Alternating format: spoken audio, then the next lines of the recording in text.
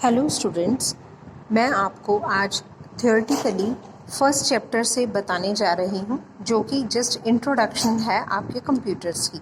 जैसा कि आपको पता है कि कंप्यूटर आपका एक ऐसा डिजिटल डिवाइस है जिसके अंदर आप कंप्यूटर में इनपुट डालते हैं, डिफरेंट फॉर्म्स के अंदर कुछ फैक्ट्स डालते हैं और आपका कंप्यूटर उनके ऊपर कुछ प्रोसेसिंग करता है और आपको आउटपुट देता है। तो ये आपका जो कंप्यूटर है तो वो आपका हर जगह पे आजकल यूज़ हो रहा है। मैसिवली अमाउंट में डिफरेंट टाइप के कंप्यूटर्स यूज़ होते हैं, लेकिन फिर भी हम उनको क्लासिफाई करते हैं इन 3 टाइप के कंप्यूटर्स में। हमारा डिजिटल कंप्यूटर वो होता है जो डिजिट्स में वर्क करता है। हमारे कंप्यूटर्स ऐसे होते हैं जो डिजिट्स में आपके डाटा को इनपुट लेते हैं, ट्रांसमिट करते हैं, स्टोर करते हैं और फिर आपको आउटपुट देते हैं। उन्हें हम डिजिटल कंप्यूटर कहते हैं। इसमें सारा का सारा डाटा डिजिट्स में डाला जाता है, 0 या 1 की फॉर्म में। उसको बाइनरी फॉर्म भी बोलते हैं। तो उसके लिए सिग्नल आपका अप या डाउन ऐसे चलता है आपका। एनालॉग कंप्यूटर्स वो होते हैं जो कॉन्टीन्यूअस डाटा लेते हैं, जैसा कि आपका रियल लाइफ में है। जैसे आपका रियल लाइफ में डाटा इनपुट, प्रोसेस और आउटपुट किया जाए तो उसे एनालॉग कंप्यूटर कहेंगे। जैसे अगर हम बात करें, थर्मोमीटर है, वो एक एनालॉग कंप्यूटर की तरह प्रोसेस में काम करेगा। कोई ऐसी चीज़ जिसमें टेम्परेचर के रूप में, प्रेशर के रूप में, स्पीड के रूप में आप डाटा डालते हैं, तो वो आपके एनालॉग कंप्यूटर्स कहलाते हैं। तो इसके बाद आते हैं आपके हाइब्रिड कंप्यूटर्स, जो इन दोनों के कॉम्बिनेशंस होते हैं। दोनों के कॉम्बिनेशन कैसे होंगे कि हमारा डाटा तो इनपुट हो पाए एनालॉग कंप्यूटर्स की तरह, दैट मीन्स कॉन्टीन्यूअस फॉर्म में, और वो डिजिट्स में, या आपको इस तरीके से दिखा पाए कि आपको डिजिटल कंप्यूटर जैसे वर्क करता है वैसे दिखाया जाए।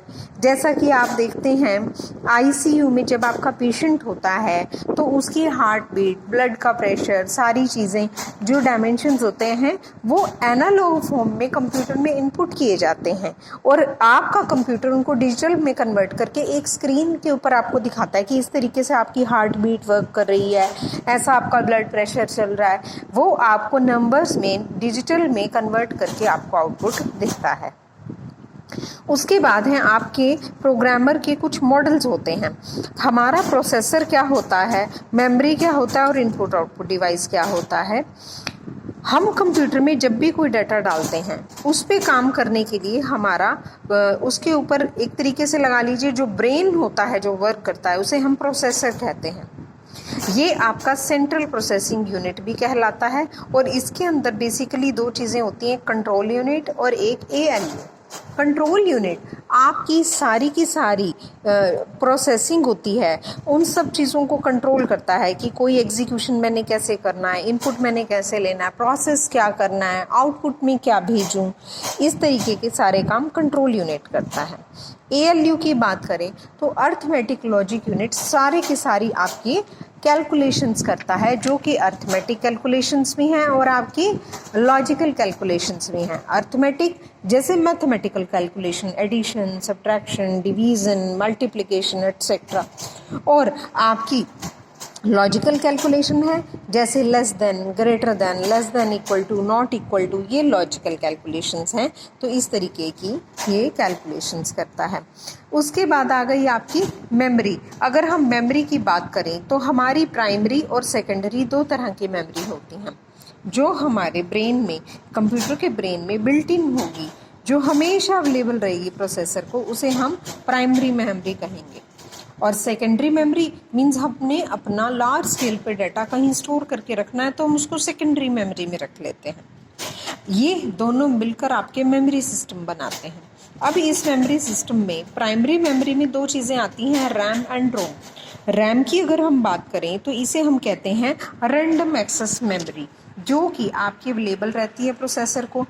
आप मोटे तौर पर ये समझ लीजिए कि जब भी आपका कोई भी प्रोग्राम चल रहा है कंप्यूटर में तो वो कहाँ पे पड़ा होता है, रैम में या मेन मेमोरी में पड़ा होता है। कि प्रोग्राम जो अभी एग्जीक्यूट हो रहे हैं वो मेमोरी में कहाँ पड़े हैं, रैम में पड़े हैं। तो उसके कंटेंट्स जो हैं, उस प्रोग्राम को कंप्लीट करने के बाद उसके कंटेंट्स डिलीट हो जाते हैं, इसीलिए हम इसे वॉलेटाइल मेमोरी कहते हैं। अब कुछ चीज़ें ऐसी हैं जो हमेशा हमें प्रोग्राम में रखनी है, हमेशा एग्जीक्यूशन में रखनी है। जैसे ऑपरेटिंग सिस्टम हमेशा वर्क करता रहेगा, सिस्टम की कुछ प्रोग्राम्स हैं हमेशा वर्क करते रहेंगे, उनको हम रोम में डालते हैं। वो होता है रीड ओनली मेमोरी। उसे कभी डिलीट नहीं करना है, क्योंकि उसमें सारे बेसिक प्रोग्राम हैं जो कंप्यूटर को चलाने के लिए एसेंशियल होते हैं, ज़रूरी होते हैं। तो उन्हें हम कहते हैं रीड ओनली मेमोरी। ये नॉन वॉलेटाइल होती है, हमें इसे कभी डिलीट नहीं करना है। और एक बार इसमें लिखा जाता है तो इसमें चेंजेस नहीं किए जाते नॉर्मल यूज़र के द्वारा। और सेकेंडरी मेमोरी, जहाँ पर हमें अपना डाटा डाल के रखना है बहुत सारा, जैसे हार्ड डिस्क है, कोई सीडी है, कोई डीवीडी है, फ्लॉपी है, मैग्नेटिक टेप है, बहुत सारे ऐसे डिवाइसेस जो एक्सटर्नली आप अपने कंप्यूटर में डालते हैं कि हम जब चाहें इस डाटा को देख सकें, वो सेकेंडरी मेमोरी कहलाते हैं।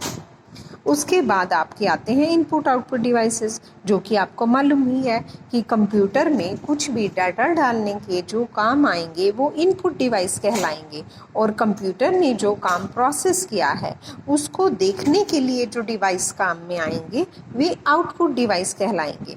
तो इनपुट डिवाइस हम कंप्यूटर में इनपुट डालते हैं कीबोर्ड से, माउस से, और ये आपके क्या बन गए, आपके इनपुट डिवाइस।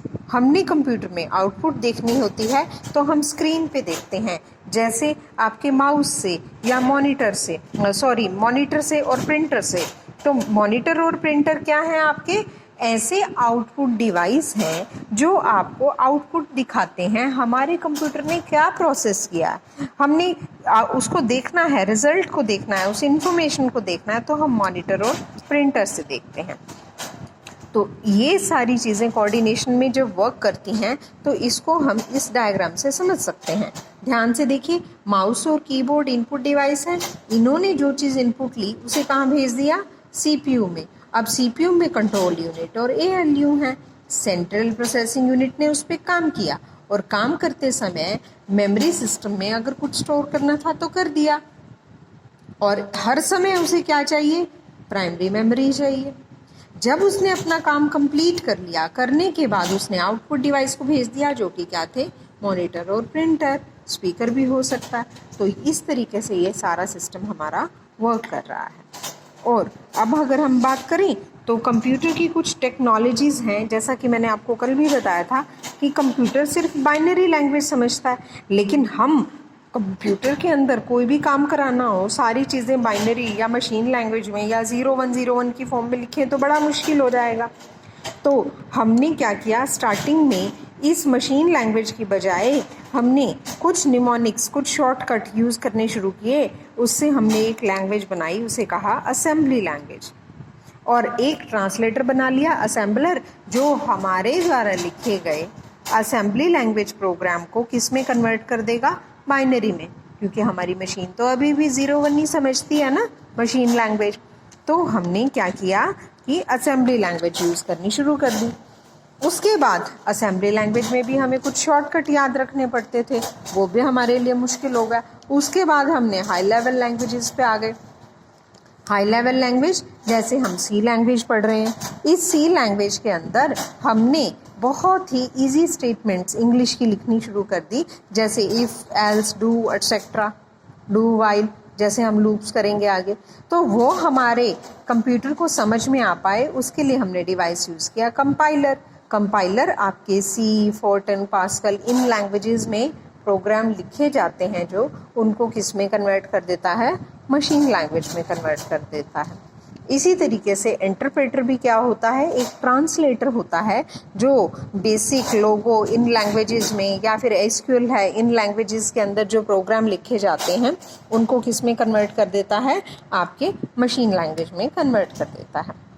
तो लास्ट मैंने आपको बताया भी था कि एल्गोरिथम क्या होता है, कि आपने किसी लैंग्वेज के अंदर कोई प्रोग्राम कैसे बनाना है, किसी प्रॉब्लम को कैसे सॉल्व करना है, उसको जब आप स्टेप बाय स्टेप एक कंप्लीट, सिंपल, क्लियर स्टेटमेंट में जब आप स्टेप बाय स्टेप लिख देते हो तो उसे हम क्या कह देते हैं, एल्गोरिथम कह देते हैं।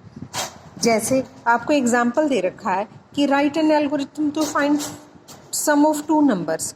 तो आप सॉल्यूशन जब उसका निकालोगे तो क्या स्टेप्स लिखोगे, हमने सिंपल लैंग्वेज में छोटे छोटे सेंटेंस में लिखना है कैसे? फर्स्ट हम क्या करेंगे, इनपुट करेंगे फर्स्ट नंबर एज ए एक वेरिएबल है जिसमें हम पहली वैल्यू अपनी डलवाएंगे।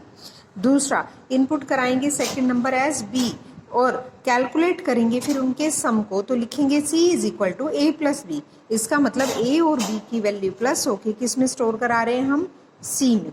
फिर हम c को डिस्प्ले कराएंगे और उसके बाद टर्मिनेट हो जाएगी आपकी प्रोसेस। तो आपने किया क्या, किसी भी प्रॉब्लम को step by step simple language में लिखा ताकि हम उसका प्रोग्राम बना सकें, तो उसे हम क्या कहेंगे, एल्गोरिथम कहेंगे। इन द सेम वे आपने सभी एल्गोरिथम्स लिखने हैं।